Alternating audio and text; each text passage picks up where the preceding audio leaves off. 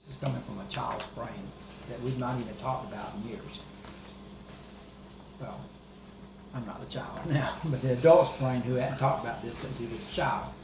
And she pulled up in the yard, and she said when she pulled up, she saw something in the back of the house, in the woods, big and black, and she got out of the car with a gun in her hand, because she always carried a gun. And I remember everybody looking for it and everything, and nobody could ever figure out what she had seen. But that's all I remember. I can't remember any more details. Knowing William and knowing Trish and all them, they would have more details because they remember things much better than I do. So. That was back in that swampy area. That Yeah, you know that swamp that's back behind the house. Yeah, back in that area. But at that time, we never knew anything about a Bigfoot or anything else. I remember her saying something about it being an ape or something. There was an ape or something back there, but that's all I remember. And so, it's weird anyway.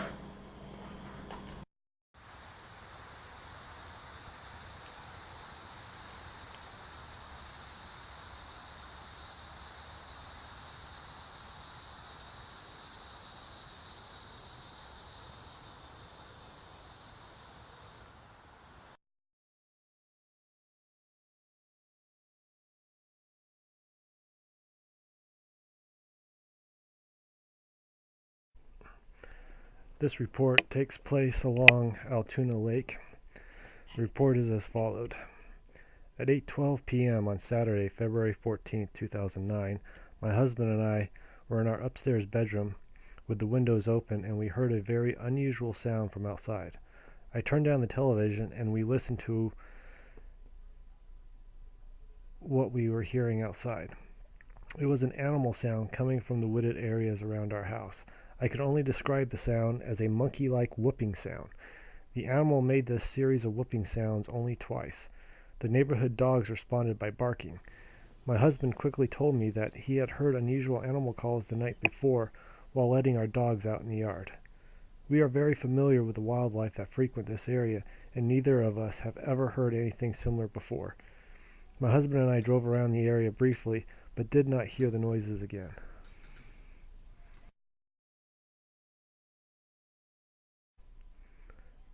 This report happened on October 2003. Report is as followed. I live in Cherokee County, Georgia, in a semi-rural area of small horse farms and subdivisions. My usual routine is to walk my two dogs early in the morning off my property along a dirt road and back to the house. Upon entering the house at approximately 5:45 a.m., me and the dogs were startled by a series of very loud vocalizations coming from the direction of our horse barn, approximately 200 feet from the creek and the tree line. At this time of morning, I am familiar with the usual sounds of the area, including dogs, cats, horses, etc. This was like nothing I had ever heard before, as it was very wild and loud, animalistic yell, but with a human vocal quality that immediately caught my attention. The second yell was almost monkey-like, vocalization and moving off to the western edge of the property. I went down to feed the horses and did not see or hear anything unusual. I have not looked for tracks or evidence, as this has happened several days ago.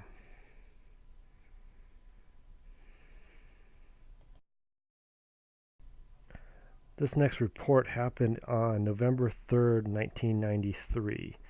In Cherokee County, Georgia, on Highway 108, just west of the town of Waleska.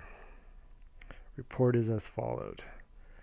It was one of those nights where I couldn't sleep, so I decided to ride around to look for deer. I observed a very large, upright form, dark gray in appearance, on two legs cross the road in front of me. Its stride was long. He covered a country two-lane road approximately 18 feet in width with probably 3 steps. I remember thinking, man, that was quick. He crossed the road in no time. And the time frame was around 2 a.m. along this Highway 108.